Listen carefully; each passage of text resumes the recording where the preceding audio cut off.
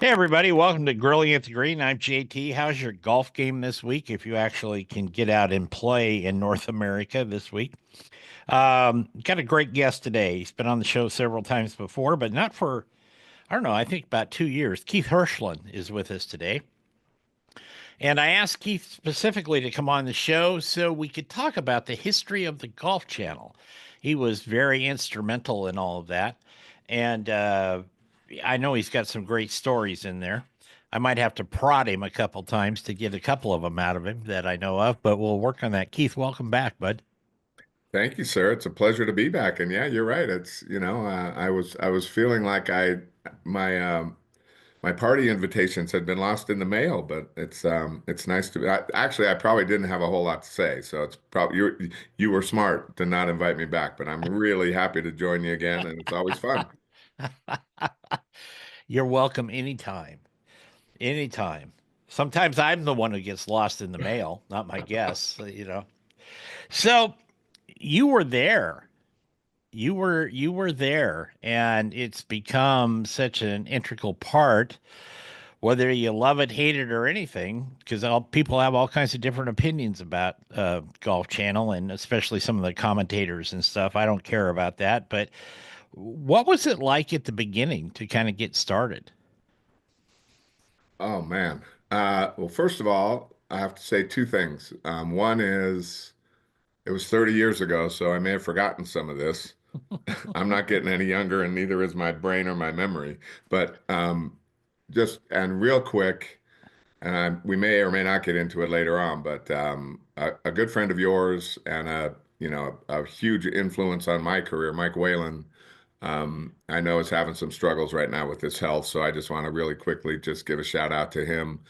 He was the creative force behind the Golf Channel. He hired me.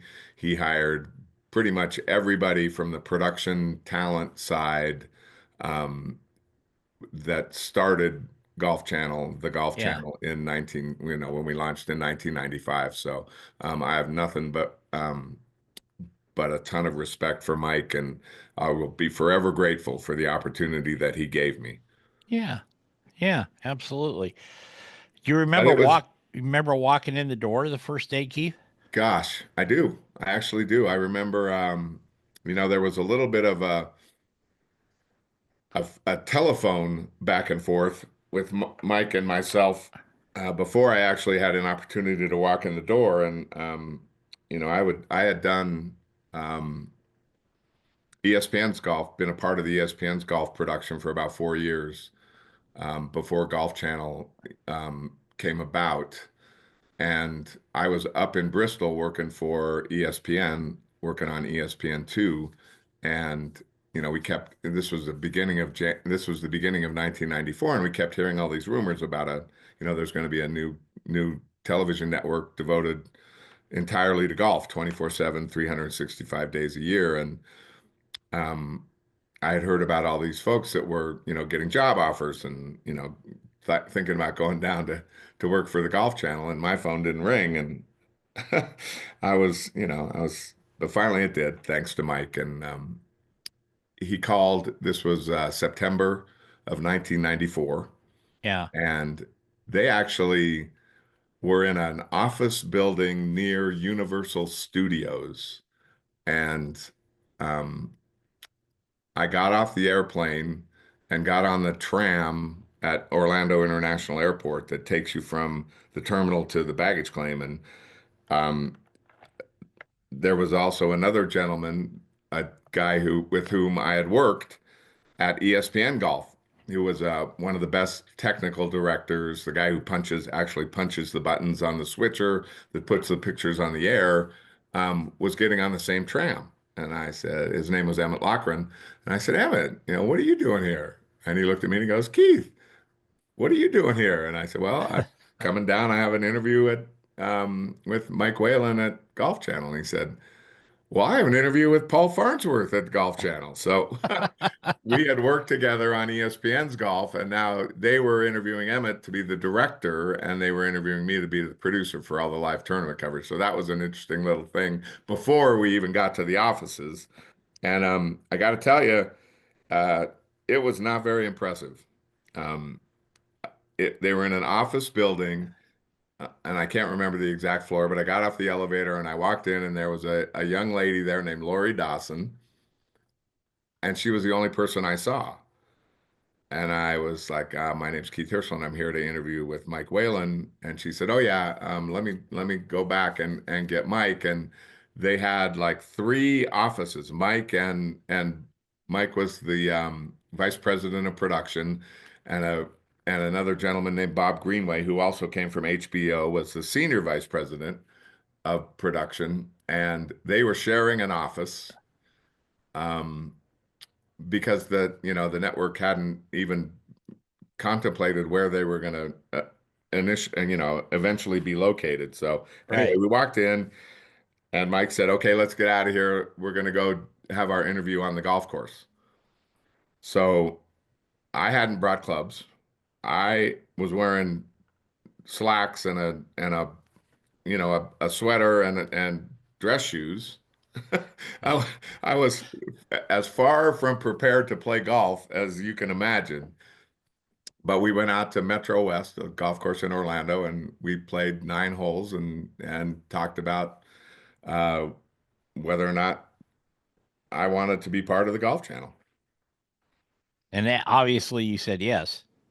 Uh, I said I need to go back and talk to my wife at the time because I had just moved her and a 1-year-old and a 3-year-old Oh from God. Los Angeles to Farmington, Connecticut, 8 months earlier. So I was about to upend their world again and say, well, we're packing up the kids and going to Orlando, Florida to take a chance on this fledgling network devoted to golf that everybody in the industry said was going to be a complete flop. So I had to convince her that it was the right thing to do. She agreed, and yes, I said I wanted to say yes immediately when Mike made the offer. So it You was guys hadn't even unpacked yet, Keith. that's right, that's right, Probably still had boxes in the garage and upstairs or something. for sure. Luckily, Oh, we didn't have to repack those. yeah, yeah. Well, that saved 20 minutes right Yeah. there, and did all that. So, yeah, that's really interesting because uh I had a friend. He's no longer with us, but he was a GSM at the local CBS station here in Portland, and he was an avid golfer. I mean, Brian was just Mr. Golf. He didn't have much interest in anything else but food, his good-looking wife, and playing golf. And he had a great life. Trust me Yeah, I'll on say. that. But I remember him telling me back in the '90s that because his wife worked for me at the time. Okay, Okay. so we were always doing stuff together. And he said, "Yeah, there's this Arnold Palmer." I kind of, it was kind of a sporadic story, if you will. Now, it might have had a few beers in between or something, you know what I mean? But Best it was stories like, usually do. yeah. And he's like, yeah, but there's this thing coming up called the Golf Channel. And they, a couple of guys have asked us if I would put some money up. And he had a friend, really close friend, Mick Dowers, who was the marketing director at the Portland Trailblazers for years. And Okay. Mick always wore a three-piece suit. Unless he was on the golf course, he was wearing a three-piece suit, right? So anyway, I remember that story. Years later, we got to take a break here in a second, but years later, Brian said, I wish I'd have put up the 25 grand or something like that. So anyway, we're going to take a break here on Grilling at the Green. We're going to be back with Keith Hirshland, excuse me, and talk some more about the origins of the Golf Channel right after this. Welcome back to Grilling at the Green. I'm JT. We've got my buddy Keith Hirshland with us today. Keith was there. Uh, I guess you would call it, you were the second wave at the Golf Channel, if you will. But Keith went to work there. So I know what it means, or at least I think I do after all these years. But explain to people what exactly a producer at that level does. Uh, a producer, a television golf producer basically is um, responsible for telling the daily story of the golf tournament. So, the way that when the tours come through the truck and I'm asked to give the elevator pitch of what I do, it's basically most stick and ball sports on television are director sports. Right. If the director is pointing the camera at the ball, he's covering the event. Um, a producer in football, a producer in baseball, a producer in many sports is completely different than a producer in golf because the producer in golf there are, in most stick and ball sports, again, there's one field of play. There's one offense, there's one defense. There are TV timeouts when there are natural stoppages of play for, that allow you to take commercial breaks. Sure. But in golf, there's none of that. There's 18 fields of play. In a PGA Tour event, there may be as many as 154 players in the field. 72 of them on the golf course at a time. In the Live Golf League, there's 54 all on the golf course at the same time. And the producer is the one that has to decide what shot to show at what time and whether it's live or previously recorded. And then, since there are no whistles blown, there are no stoppages of play, there are no coaches' timeouts, the producer also has to decide when he's going to go to commercial, which is usually, in my experience, usually after tee shots because Yeah. guys are walking to their balls in the fairway or after second shots as they walk to the green. And occasionally, depending on the golf course, it could be after a putt as they walk from the green to the tee before they get to the next tee box. So, the producer in golf has to decide all of that in a split second. Do you also say like, hey, Steve Sands, I want you to go talk to Tiger or some, because they always do little pressers and stuff Yep. afterwards. But do you Yep. say, Steve, I want you to cover this, and Rich, I want you to cover this at the desk, so on and so forth? Yeah, I mean, it's a lot of that is kind of predetermined. There are production meetings before you go on the air, so that kind of the general story of the day is discussed and what the guys in the commentary box are going to be talking about in general and which groups the on-course announcers are going to be following. Those are kind of decisions that are made early, and then obviously you have to adjust if the story doesn't go the way you think it's going to go. Yeah. Um, Again, another difference in other sports is our commentators, uh, especially the folks in the booth, if you're Joe Buck, you're at the 50-yard line looking at the football game and Right. calling the football game.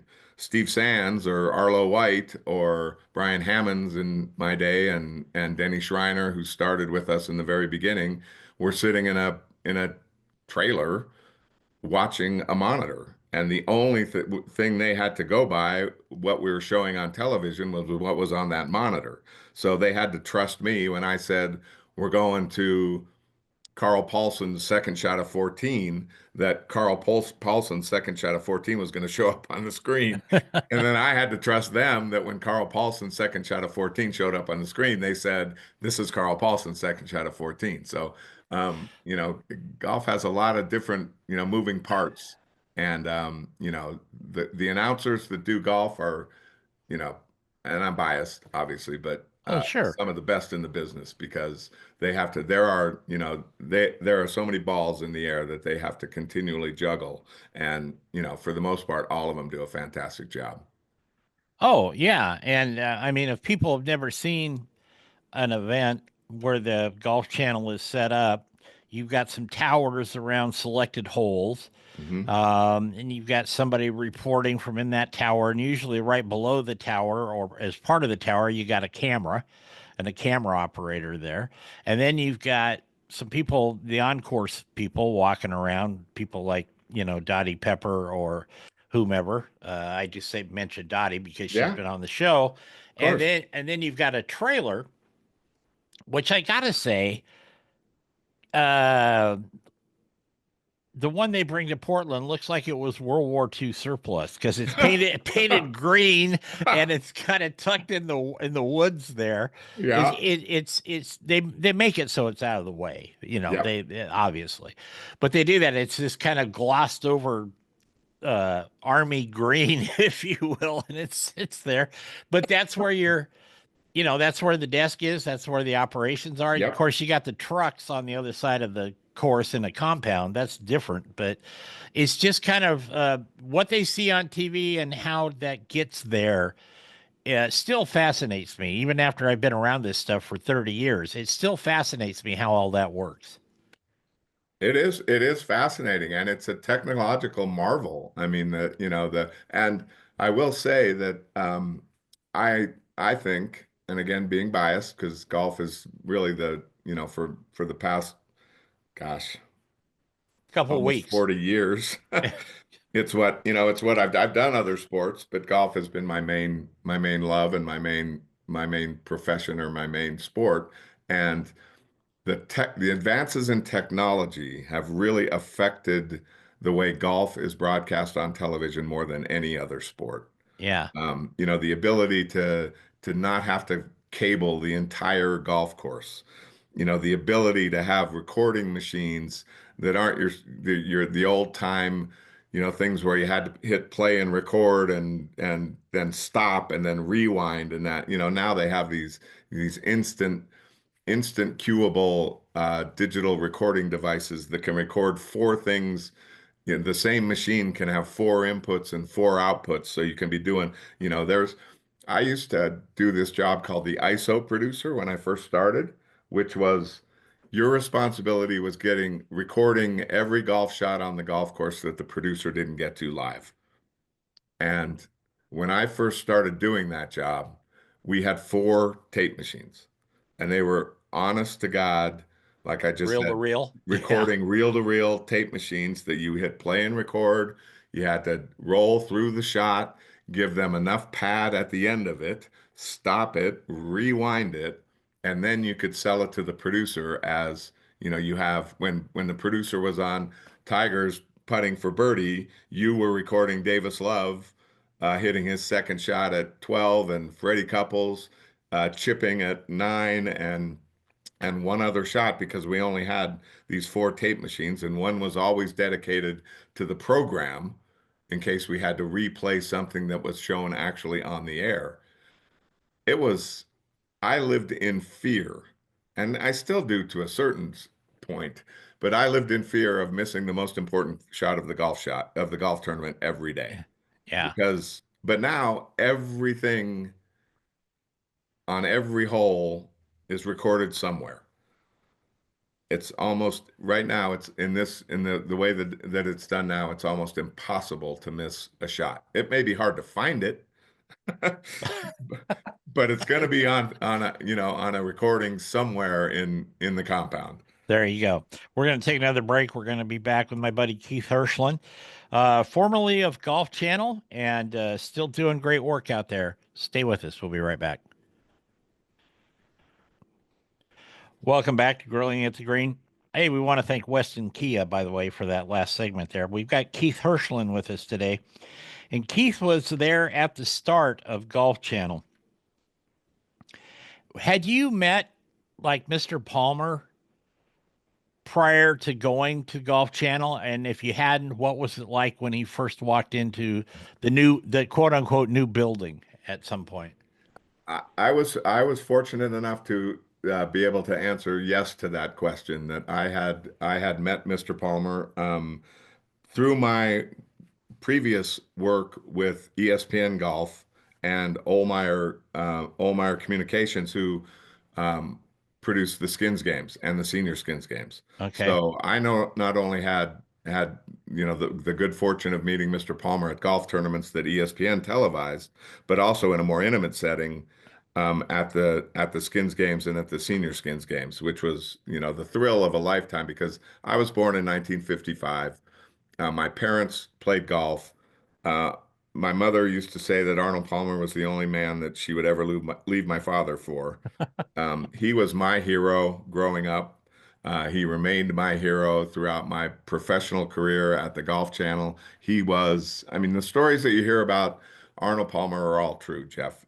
You know, Yeah. that every single person who's ever met the man has said that he makes you feel like the most important person in the world, even the first time you meet him. And that was true um, throughout the course of our dealings together. And I will say there were a couple of um, really like mind-blowing uh, experiences that I had with him. One was we were on the practice tee at a senior tour event in Pittsburgh.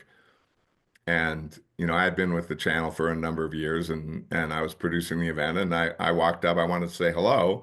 And I walked up to the practice tee and um, he was hitting balls and I walked over and I stood there for a minute and because you never want to interrupt them when they're actually, you know, practicing, but he had Right. finished and he turned and he looked at me and took a step forward and reached out my right hand and I said, Mr. Palmer, I'm Keith. I said, Mr. Palmer, and he looked at me and he goes, I know who you are, Keith. And that was like, holy cow, Arnold Palmer knows who I am. So Yeah. that was like, you know, a mind-blowing thing. And the other was in the early days of the Golf Channel, as you know, and you know, when it first started out, it was designed to be a pay television network, much Right. like HBO, where subscribers would pay five, seven, $10 a month to get the Golf Channel. Um, to his credit, Joe Gibbs, the Alabama businessman who started Golf Channel with Mr. Palmer, saw very early on that that model was not going to work.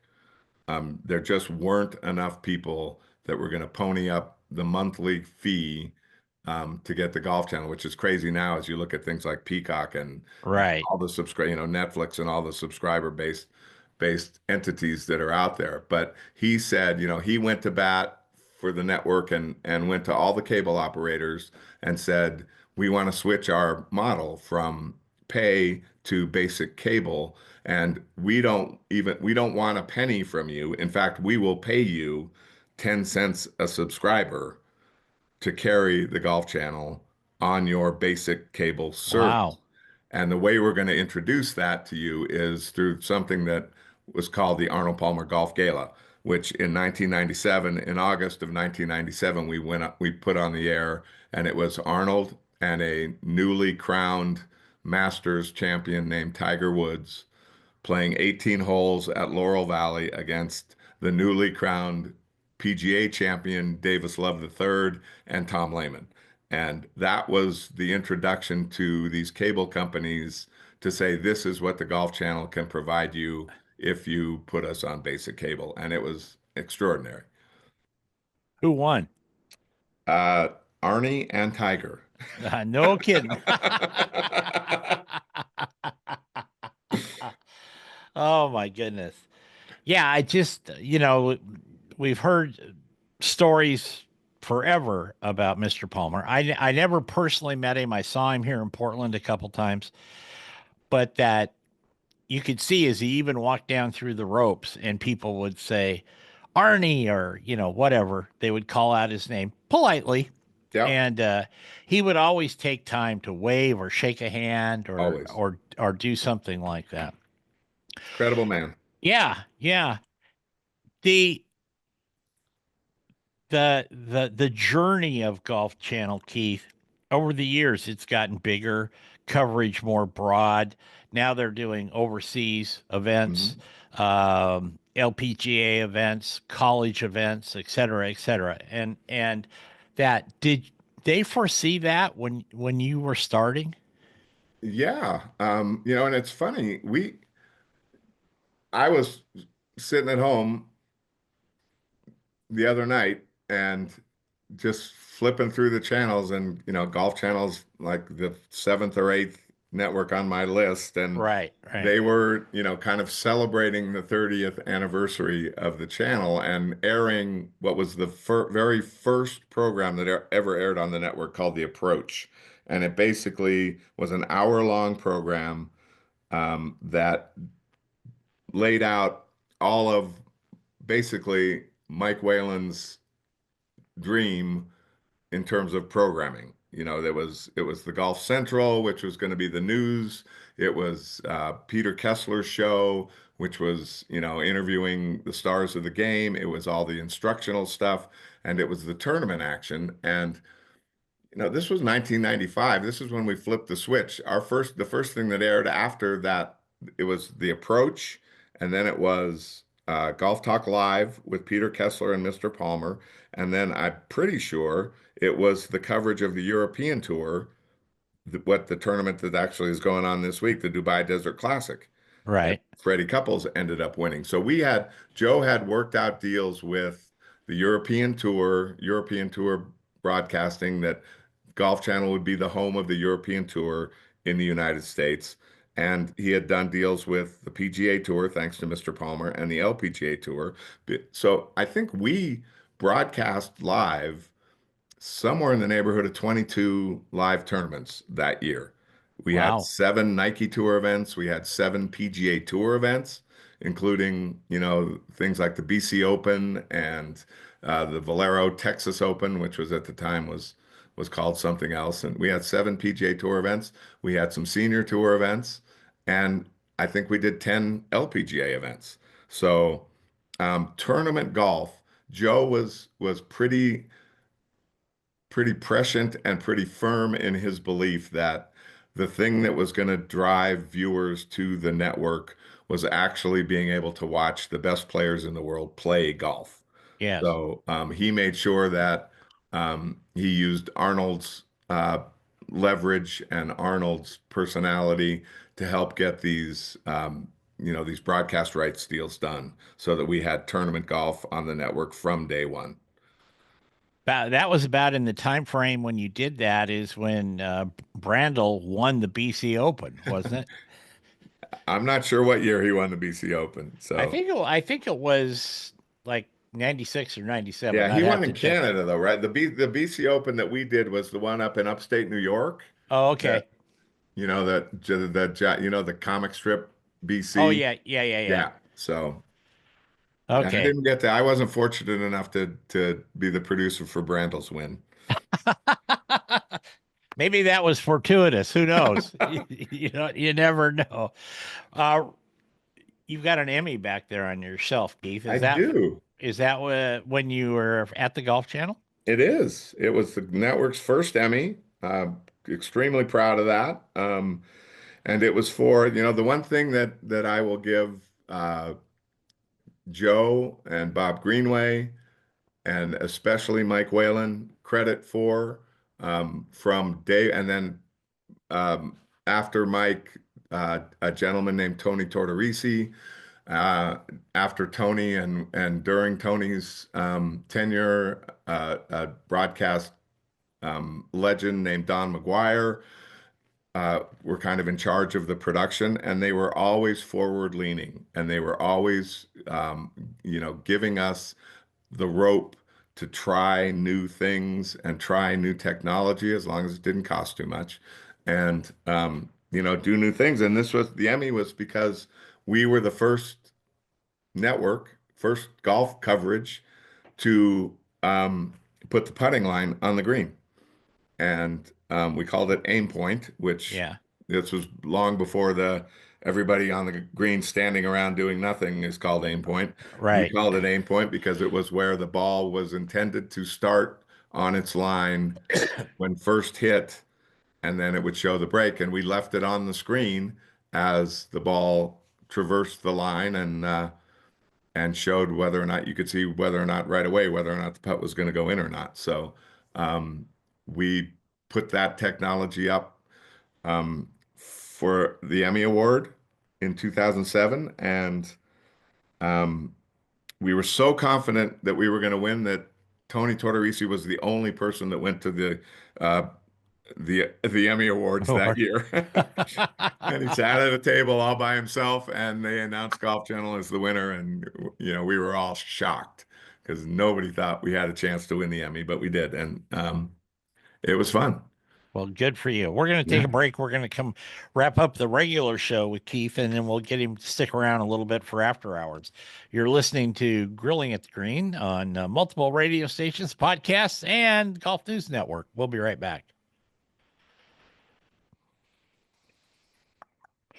Welcome back to Grilling at the Green. I'm JT. Today we're talking with Keith Hirshland. Keith was there at the beginning of the Golf Channel, and they are celebrating 30 years right now. What's your most memorable moment? Oh, I mean, I know geez. you had tons of them, but there's got to be one or two that just stand out. Um, I think the first,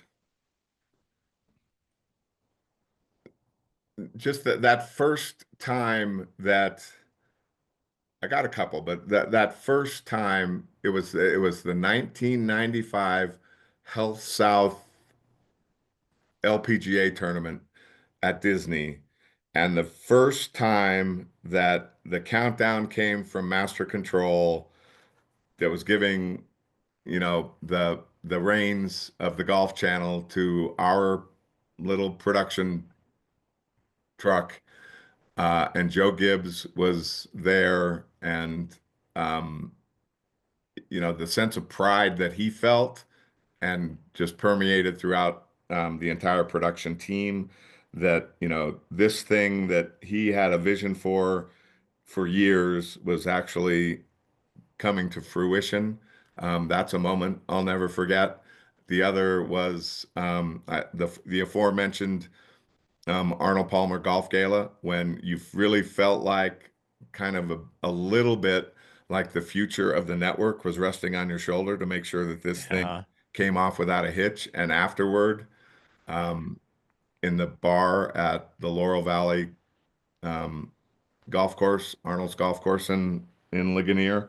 Everybody was sitting around celebrating, and the re-air of the golf gala was on, and our team walked in, and Mr. Palmer uh, turned and gave us his legendary thumbs up, and the applause from the room was something that again, it's something that I'll never forget. And, oh yeah, there were yeah, a ton of stories. There were a ton of things. The people, it's mostly the people, Jeff, you know that. yeah. The incredibly talented people that I was fortunate enough with which to work and play and just, fulfill this dream, um, and then to see it become, you know, just this multi-billion dollar business was, when everybody, and I mean it, everybody in the beginning said I was crazy for leaving ESPN. What was I doing? This thing is not going to last 5 months. This is the worst idea in the history of television. I can't believe you're giving up your career for this. And, thanks to Mike and Bob and Joe and Gary Stevenson and Paul Farnsworth and Matt Scalisi, and I could name 50 people. We just didn't listen to any of it and put our noses to the grindstone and made this thing the best that it could be, and turned it into, you know, geez, now 30 years later, still going Sure. strong. Do you think it was kind of the model in a way, Keith, for like the tennis channel? The the NFL's got its own channel, Major League Baseball's got its own channel, the NBA's got their own channel. But I don't remember those channels being around when Golf Channel came on. So in a way, you had to be a kind of a trailblazer for those. Absolutely. And, I think especially like you mentioned the tennis channel, and I don't think that you look at a behemoth like the NFL, they were always going to have their own television network. You know Sure. what I mean? Or Yeah. Yeah. MLB, it's just that just made perfect sense. They want to have, and in a way, you know, I'm sure there were folks in Ponte Vedra that were, you know, not very far away from getting ready to put down the foundation for what would probably be the PGA Tour channel. And then Joe came along, and with Arnold with him, they made sure that that didn't have to happen. It's become a little bit like the PGA Tour channel these days, which I think was inevitable. But Yeah, I think that none of these single sport networks, um, and I'm not going to say they wouldn't have existed because of course they would have at Oh some yeah. point, but they could look at what the Golf Channel did and say, hey, if they can do it, we can do it. Yeah, because there was always channels that had hunting and fishing shows on them Yep. because, that's huge in our country. But they're not 24/7, or they Right. weren't at the time. Now they have some. But I really think Golf Channel, unless I don't remember things correctly, and that's been known to happen, that the Golf Channel really was the first one that's, stuck a stick in the ground and said, here we are, and we're all about golf. And I think that's you guys are to be commended for that too. Like you said, the behemoths, yeah, they were going to eventually have their own channels, but maybe you were the impetus for them to do it the way they did it versus, a couple of guys sitting in a back office on Fifth Avenue, New York, saying, "Well, maybe we do this." Who knows? Who knows? But you're to be commended on that. We got to get out of here, but I did want to mention Keith is also an author, a very good author. Okay. Thank you. He's got a great book. I think it was his first book called Cover Me Boys. I'm going in. That's kind of the story of his life in television, and covers from the time when he was with his folks into, ESPN, and were you on the dating game or something? I don't No, remember. it was classic concentration. Okay. All right. That was it. That was it. Okay. But that, and then to ESPN, and then finally to Golf Channel, so on and so forth. He's got that. He's got Murphy, and some other ones. So why don't you give me your website real quick, or where they can find those? We'll talk about it more in after hours too. Sure, it's simple. It's just my name, www.keith, Keith, dot Hirshland, Hirshland, at no, that's it. Sorry, I was about to give you my email address. It's www.keithhirshland.com. Okay. And Okay. again, I got to give a shout out to my publisher, Beacon Publishing Group. They've been fantastic. Good. Well, they're good books. Keith has been generous enough to send me a copy of each book, except the last one. I haven't gotten that one yet, but Yeah. we'll talk about that. Anyway, we'll be back next week with another edition of what is the show? Yeah, Grilling at the Green, and I want to thank Keith for putting up with me today. And so go out there, play some golf, have some fun, but more importantly, be kind. Take care, everybody.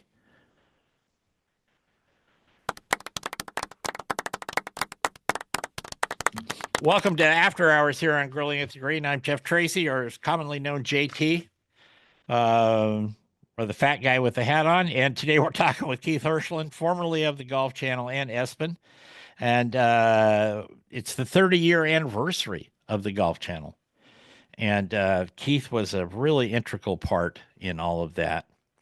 Did I want to talk about your books just for a second again here? Sure. Did your experiences on the way, I would say, as an author dealing with people help you get some of the character content, except for Mascaro, now, motorcycle guy and that type of thing. But did that help you in developing the characters in your books? Oh gosh, yeah. I mean, I'm not that creative. I have to, I have to, and thank God I've had so many colorful and interesting and well-rounded. I've been able to be in contact with so many, of those types of people in my life that are Yeah. certainly not boring. And again, thank them, and don't worry, you will not be spared.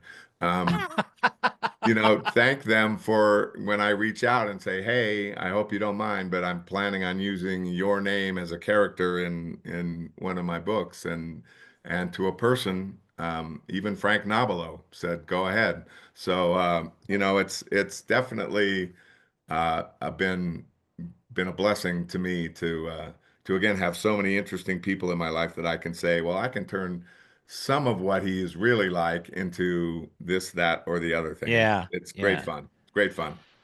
Well, with Frank, you could bribe him with a ribeye, bone-in ribeye, and a glass of Merlot. He'd let you Yeah. do anything, probably, Yeah. like that. What were the tough days like at the Golf Channel, Keith? I mean, you guys are creating this and everybody's got a ton of enthusiasm with a little skepticism and fear mixed in because it's so new and you're doing this and you get the first few broadcasts kind of, in the vault, you might say, and that's all good. And then the creative juices start flowing again. And then, of course, you want to be more exacting on the next ones because we all are very self critical. I could have done this a little better with this timing. Those are just Yep. small things that you work on. But as you went forward, you probably had an occasional setback on something. Oh Camera my went gosh. dark or whatever. Oh yeah. I mean, I will say that um, we were lucky. We were lucky that the live tournament team was extremely fortunate in that. Um, and I had Gary Stevenson say this to me. He was the chief operating officer of the Golf Channel in the beginning, and he was went on. He worked for the NBA, worked for the PGA Tour, went on after he left Golf Channel to start his own sports marketing company, and now he's a big honcho at Major League Soccer. But he told me one time, I said, "Is there anything that we can be doing different or better?" And he said, "You know, I'm not worried about you." He said, "I've got so many things back here in the building that we need to worry about that we have complete faith in your team and what you guys are doing out on the road. So keep doing it." And, you talk about tough times, yeah, sure, there were always tough times, Oh but yeah. it was, I think back on like the day that, one of the studio shows got canceled. It was called Golf Today, and it was the precursor to our tournament coverage. It was like a pregame show. Okay. And, it just fell victim to budget cuts. And it was one of those, really, really hard days at the network in the early days because friends that, started this thing with you together and we're all in the same boat, rowing in the same direction, were suddenly losing their jobs. And, that's no fun, no matter when it happens or where it No. happens. Um, the other one was, and you mentioned Dottie Pepper during the main part of our earlier conversation, and I love Dottie, and Dottie is you know is is a is the gold standard, one of the best in the business, and Yes. Yes. um, we worked together for a number of years, and we were at the Solheim Cup in Sweden, and I tell the story in the book, and um, we were. The U.S. team was up by a bunch and then started losing points and losing holes and losing points and holes to the point where it was looking like they may not win the Solheim Cup. And at one point after, I think it was Sherry Steinauer missed a putt that would have won a hole or tied a hole, we went to commercial and we counted down the break. I had an associate director behind me counting down to Orlando, when to go to commercial. 10, 9, 8, 7, 6, 5, 4, 3, 2, 1. Way to beat, way to beat, way to beat. And I have the ability to talk to the announcers in their headsets to Dottie and Brian Hammonds. I said, choking effing dogs. And Dottie said, choking freaking dogs. And on we went. And about 10 minutes later, I had an executive from the Golf Channel come into the trailer and say, Dottie has to apologize. And I said, what are you talking about? He said, Dottie has to apologize. She's upset the entire United States Solheim Cup team. And I said, I don't know what you're talking about. And he said, on the air, she called them choking freaking dogs. Oh, And I said, what? And he said, yeah, on the air, Dottie called the team choking freaking dogs. And I said, Wayne, this guy's name was Wayne. I said, Wayne, we were in commercial. He said, Orlando didn't roll the break. oh crap. So Dottie, and again, she would have never said that hadn't I Yeah. prompted her with my, outburst. So all of a sudden, Dottie was public enemy number one on the Yeah. U.S. Solheim Cup team, and she had to apologize. And to her credit, Jeff, and we've been friends a long time, and you know, she never once threw me under the bus, which it would have been okay with me if she had, because I would have owned up to it. But Yeah. she never once said, I was just repeating something that was said in my ear. I should, she always took the high road. But again, that was one of those times, like you mentioned, that it was like that was one of the low points of my entire golf channel, 18 years at the Golf Channel. Yeah, those things can be haunting. So like forever. So Yep. that's but there's you got I think those points I'm sure you had enough of them, but yeah, I'm sure the high points, Keith, outweighed them Oh, by over the far. term. Yeah. Yep. Yep. Yeah, it was good. How do you think the Golf Channel's doing now? Because they're getting the reason I ask is, they made the announcement they're spinning it out of the big group and it's going to be set aside and maybe it's going to be sold. I mean, you never know what those things really are like till they sign on the dotted line and Yep. like that.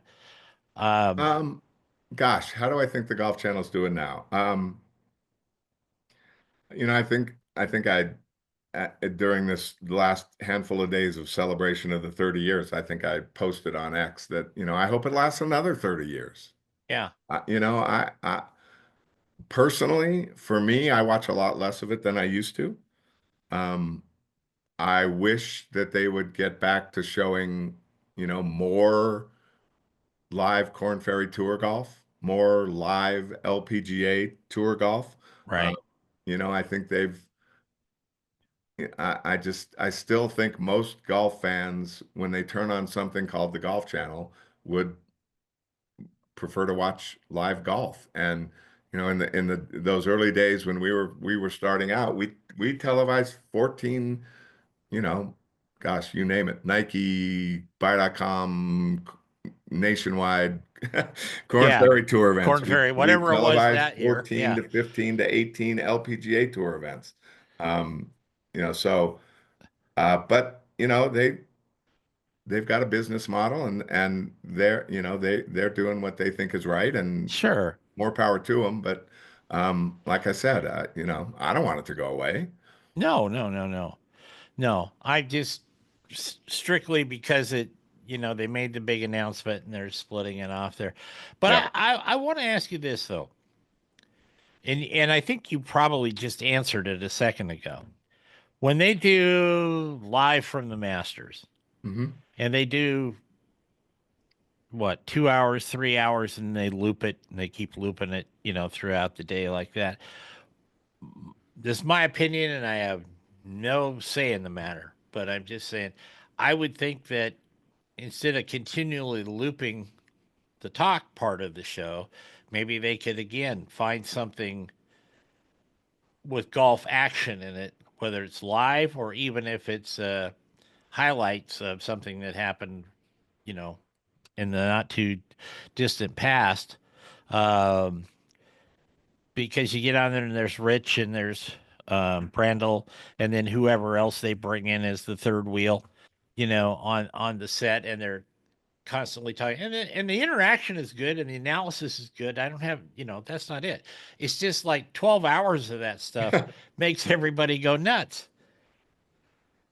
That's Yeah. just my opinion. No, So I hear you. I hear you. And I mean, it's obviously there's, you could be cynical. You could be a cynic, like I'm prone to be, and, kind of say, well, this is easy programming. It's cheap, doesn't cost them a thing. They do the first hour or first 2 hours or first 3 hours.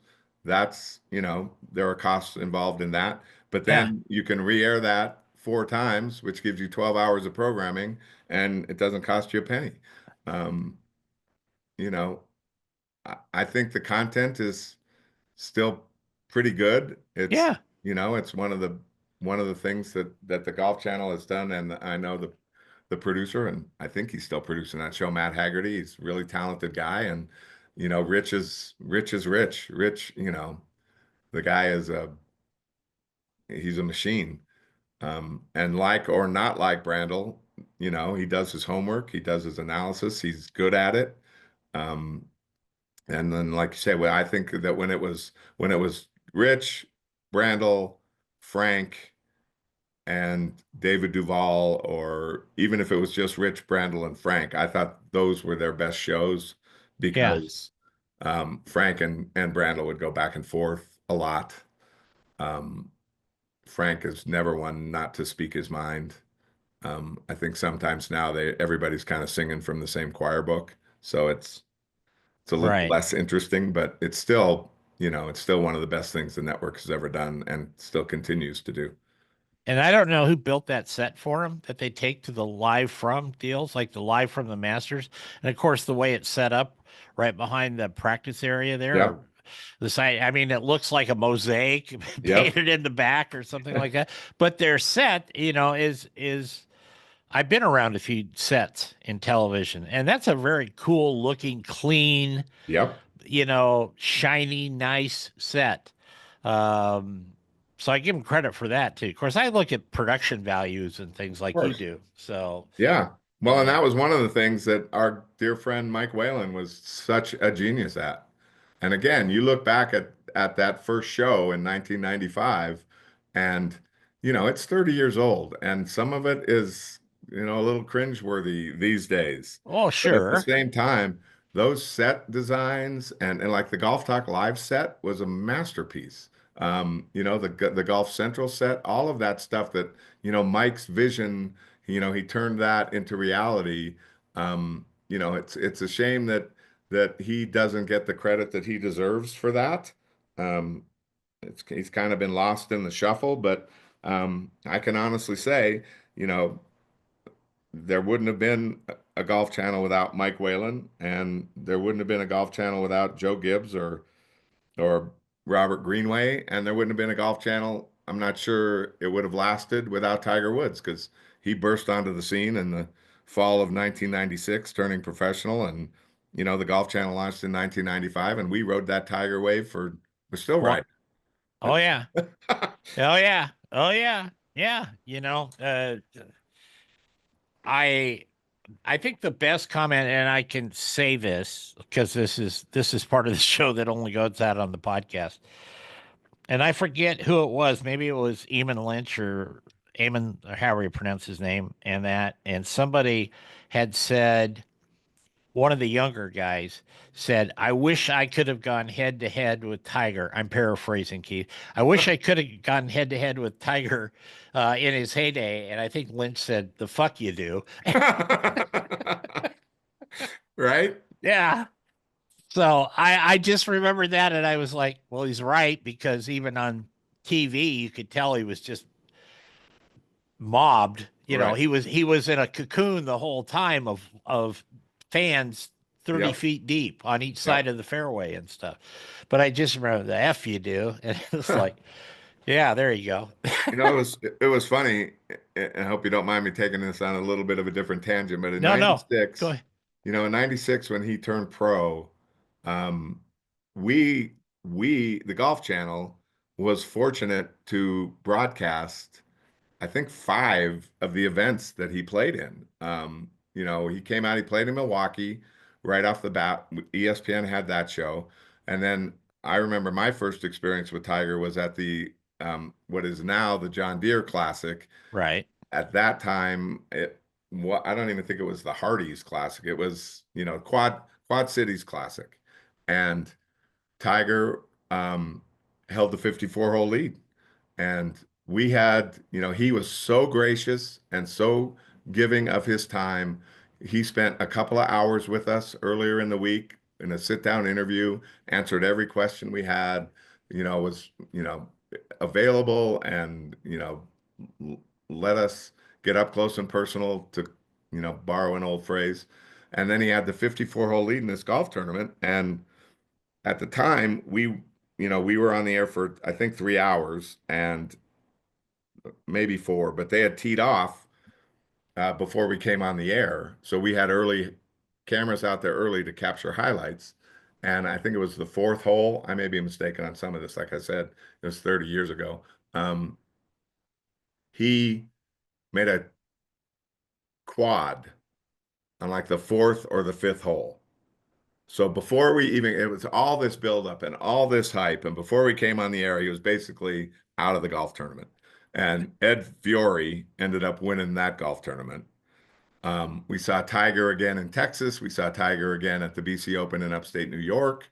Tiger then went and played Las Vegas He won that on one. ESPN and won that one. So Yeah. my dear friend and mentor, Andy Young, was producing, and my other dear friend and mentor, Steve Bime, was directing that event for ESPN. So they got Tiger's first win. But then a couple weeks later, he came to Disney, which was a Golf Channel event, and won that. So I actually produced Tiger's second PGA Tour victory. And then we never saw him again. Yeah. Because the events we were doing that he played in that first year because he was just turning pro never came back to. Yeah. Yeah. Well, but Keith, you've had a hell of a run here. And now are you still doing live stuff? I am. I am. Good. We're getting ready for league season number 3. So I'll be Yeah. off to Saudi Arabia in a couple of weeks. Well, tell all the folks in Riyadh hello for me. I've I been will there. do that. So, and they just signed a deal with Fox. They did, which is very exciting news. What I've been very busy, and I'll confess to you, I had a knee replacement just about a month ago, and prior to that, I was out of the country for a little bit. So I haven't really followed the details on that. Is that a really good thing, you think? I think it's a great thing. I mean, Fox is if not, the number one sports network in the States. It's yeah, I mean, they're all great. Yeah. CBS, NBC, all the major networks are great at covering sports. Fox has a particular style and a particular kind of star-driven philosophy that I think the league is ready to partner with them on. And it means that folks are going to be able to watch live golf on FS1, FS2, and Big Fox throughout 2025. So we're very, very excited about the partnership and working with all those talented people over there. I don't Are know a you lot got of the details either. It just got announced. So I'm just really excited for the opportunity to bring the league to more fans. are you going to be producing those? I am. Good for you. I am. Yeah. Congratulations. Yeah. Knock on wood. At least the first one. Well, I expect a Fox Sports hat from you or something, Keith. You got it. All You right. got it. I'll get one. I'll get one for both of us. So, once again, we've been talking with Keith Hirshland. If you haven't caught on to that part yet, you must have been asleep for the first hour. Um, Keith was, would you call yourself the first producer at Golf Yeah. Channel? Yeah. Yeah. Yeah. Keith was there, and he was there for a long time. And now he's working with Live, but also he's an author. So go to keithhirshland.com to check out his books. You'll recognize some of the names in his books, I will tell you that. And it's all good. So, Keith, I want to thank you for being with us today. Oh, it's been my pleasure. It's great catching up. It's been too long, and we got to do this again. Oh, we will. We will. Good. Good. We're going to get out of here. Hope you all have a good weekend. Enjoy the snow if you're in those parts of the country. If not, just enjoy the cold and the wet. It's winter. So go out, play some golf. Go to Keith's website and order a book or two. They're great reads. And we'll be back next week. So go out there, take care, and be kind.